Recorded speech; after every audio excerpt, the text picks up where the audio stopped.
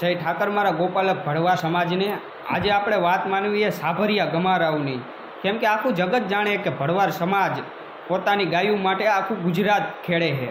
અને એવી જ રીતે ભાલ પંથકમાં જ્યારે દુકાળ પડેલો અને 20 ખોરડાનો ને હરજી આપા ગમારા એ આ 20 ખોરડાના આગેવાન મોભ હતા।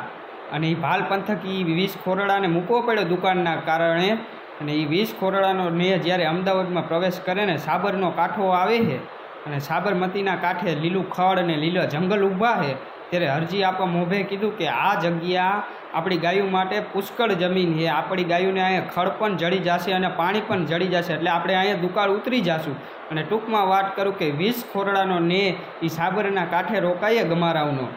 અને એમાં ગમારાવની માતા બેનું દીકરીઓ જ્યારે પાણીની હેલું ભરવા જાય છે અને બાદશાહ અહીંયાથી નીકળે ને બાદશાહની નજર એક 18 વર્ષની ભડવારની દીકરી ઉપર પડી, પણ બાદશાહ આફરીન થઈ ગયો, આવું રૂપ ક્યારે જોયેલું નહીં ને। અને એ 18 વર્ષની દીકરી જેમનું નામ જેતીબાઈ, પણ જોગમાયા જેવું રૂપ હો, ખાનદાની શું કહેવાય, સંસ્કૃતિ શું કહેવાય, લાજ શું કહેવાય, મર્યાદા શું કહેવાય, એમાં ધાવણના ઘૂંટણે ઘૂંટણે સંસ્કાર કરેલું એની માં હોનબાએ આવી 18 વર્ષની ભડવાની દીકરી બાદશાહને જોઈને નીચું જોઈ ગઈ। અને ટૂંકમાં વાત કરું કે એ ગોવાલણું છે ને નેહડામાં વહી ગઈ પાણી ભરીને।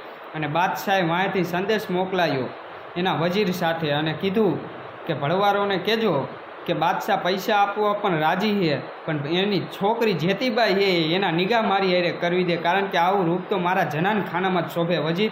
અને ટૂંકમાં વાત કરું કે વજીર એ 20 ભડવારના ને હતા અહીંયા જાય ને હરજી આપા મોભને કહે કે તમારી દીકરી જેતીબાઈ એમની હારે અમારો બાદશાહ નિગાહ પડવા માંગે છે, એટલે તમે પૈસા માંગશો ભડવારો તો પણ પૈસા આપવો પણ અમારો બાદશાહ રાજી છે। અને ટૂંકમાં વાત કરું કે હરજી આપા મોભે કીધું કે એ વજીર તારા બાદશાહને કહી દેજે અમે ભરવાડ છીએ, અમારે પૈસાનું કાંઈ કિંમત ન હોય, અમારી આબરૂની કિંમત હોય, અમારી માન મર્યાદા અને માભાની કિંમત હોય।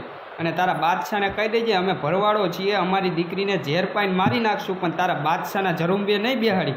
અને ટૂંકમાં વાત કરું કે વજીર જાય અને કહે કે ભરવાડોએ દીકરી આપવાની ના પાડી। અને બાદશાહે કીધું કે ભડવાને પાછો સંદેશો મોકલાયો કે ભડવારોને કીધું કે તમારે ભાગવું હોય એટલું ભાગી લેજો, પણ ખબર પડે અમારું દળકટક તમને જ્યાં ભારસી ત્યાં કટકા કરી નાખશે। અને ટૂંકમાં વાત કરું કે મધરાતે ગાડા જોડાણા અને હરજી આપા ઉમે સત્તા આગળ કેનું હાલે ભાઈઓ। અને 20 ખોરડાનો ને જ્યારે સાબરનો કાંઠો પાર કરે અને અહીંયા હરજા વાંહે દળકટક સંભળાણો અવાજ, અને દળકટક આમ હરજી આપા મોભ જોવે આખું દળકટક છે ને એમાં પાલકીમાં બાદશાહ પણ છે। અને અહીંયા હરજી આપા માં શક્તિને યાદ કરે કે હે માં શક્તિ જોજે હો માં, લાજ રાખજે, અમારી આબરૂ ન જવા દેતી। અને અહીંયા જેતીબાઈ માં સાબરમતીને કહે કે હે માં સાબર જોજે હો માં, તું પણ લાજ રાખજે। અને ટૂંકમાં વાત કરું કે ભર ઉનાળે એ સાબરમતી નદીમાં ઘોડાપૂર આવ્યું, એ બાદશાહ તો તણાણો પણ એનું આખું દળકટક ધરતીમાં હમાઈ ગયું। અને ત્યારે એના બીજા દિવસે જ્યારે જેતીબાઈને સપનામાં સાબર શક્તિ આવીને કહે કે જેતીબાઈ હું સાબર શક્તિ મેં જ તમારા 20 ખોરડાની લાજ રાખી છે, પણ મારી વાત માનજો, મને રાજી રાખવી હોય તો કે હવે તમે કોઈ સાબરનું પાણી ન પીતા, હવે તમને સાબરનો અપિયો લેવાનો છે। અને હું તમારી કુળની દેવી શક્તિ કહું છું કે હવે આજ પછી તમે સાભરિયા ગમારા કહેવાશો અને સાબરને તમારે અપિયો રહેશે। અને હજી પણ એ અમદાવાદને અપિયો છે સાભરિયા ગમારાઓને।